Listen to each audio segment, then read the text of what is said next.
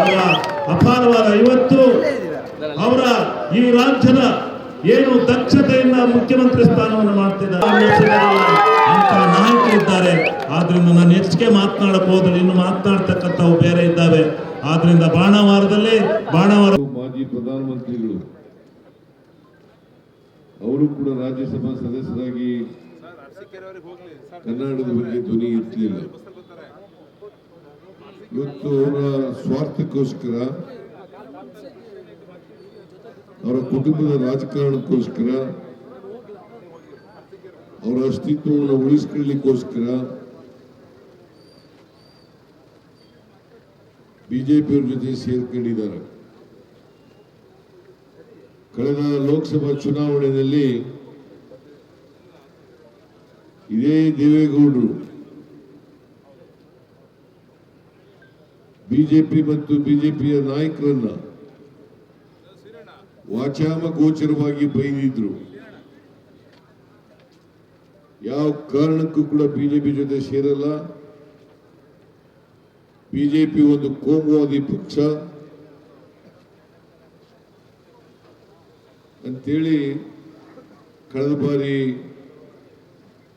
ಬಹಳ ರೋಷದಿಂದ ಈ ಮಾತುಗಳನ್ನು ಹೇಳಿದ್ರು.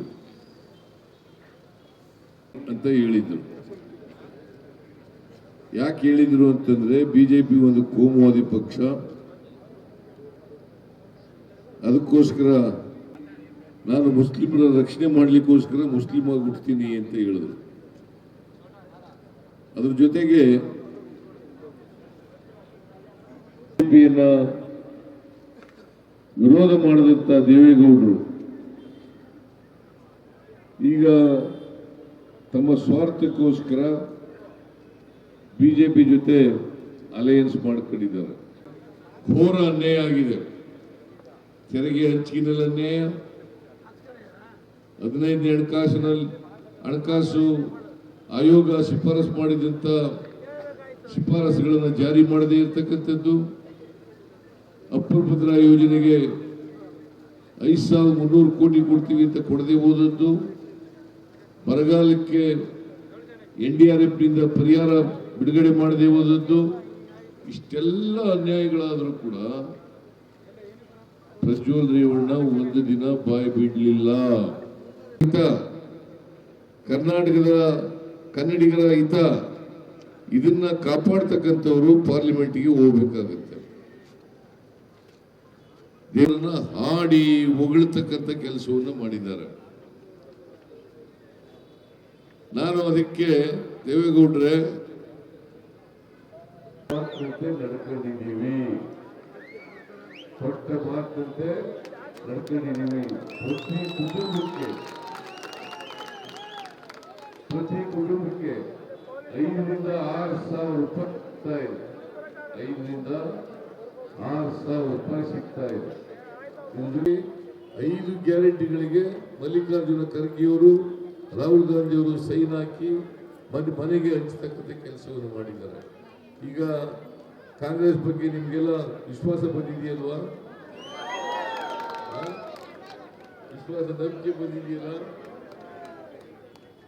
ಅದಕ್ಕೋಸ್ಕರ ನಾನು ನಿಮ್ಮಲ್ಲಿ ಕೈ ಮುಗಿದು ಪ್ರಾರ್ಥನೆ ಮಾಡ್ತೀನಿ, ದಯಮಾಡಿ ಗೆಲ್ಲಿಸಿ ಲೋಕಸಭೆಗೆ ಕಳಿಸಿಕೊಡ್ಬೇಕು ಅಂತೇಳಿ ಎಲ್ಲ ಬಾಣಾವರ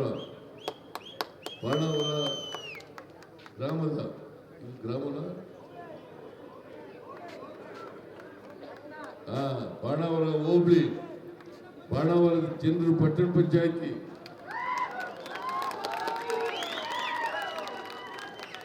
ದಯಮಾಡಿ ಎಲ್ಲರೂ ಕೂಡ ಬಾಣಾವರ ಹೋಬಳಿಯ ಜನ, ಬಾಣಾವರ ಗ್ರಾಮದ ಜನ ಎಲ್ಲರೂ ಕೂಡ ಈ ಸಾರಿ ಕಾಂಗ್ರೆಸ್ ಪಕ್ಷಕ್ಕೆ ಆಶೀರ್ವಾದವನ್ನು ಮಾಡಬೇಕು, ಶ್ರೇಯಸ್ ಪಟೇಲ್ಗೆ ಆಶೀರ್ವಾದವನ್ನು ಮಾಡಬೇಕು ಅಂತೇಳಿ ನಿಮ್ಮಲ್ಲಿ ಅತ್ಯಂತ ಕಳಕಳಿಯಿಂದ ಪ್ರಾರ್ಥನೆ ಮಾಡಿ 26ನೇ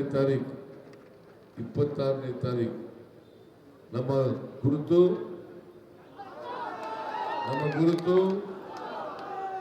ಹಸ್ತದ ಗುರುತಿಗೆ ತಾವೆಲ್ಲ ಮತ ಹಾಕೋದ್ರ ಮೂಲಕ ಕ್ರಮಸಂಖ್ಯೆ 3 ನಮ್ಮ ಗುರುತು ಹಸ್ತದ ಗುರುತಿಗೆ ತಾವೆಲ್ಲ ಮತ ಹಾಕೋದ್ರ ಮೂಲಕ ಶ್ರೇಯಸ್ ಪಟೇಲ್ ಅವರನ್ನ ಆಶೀರ್ವದಿಸಿ ಲೋಕಸಭೆಗೆ ಕಳಿಸಿಕೊಡ್ಬೇಕು ಅಂತೇಳಿ ನಿಮ್ಮಲ್ಲಿ ಅತ್ಯಂತ ಕಳಕಳಿಯಿಂದ ಪ್ರಾರ್ಥನೆಯನ್ನು ಮಾಡ್ತಾರೆ.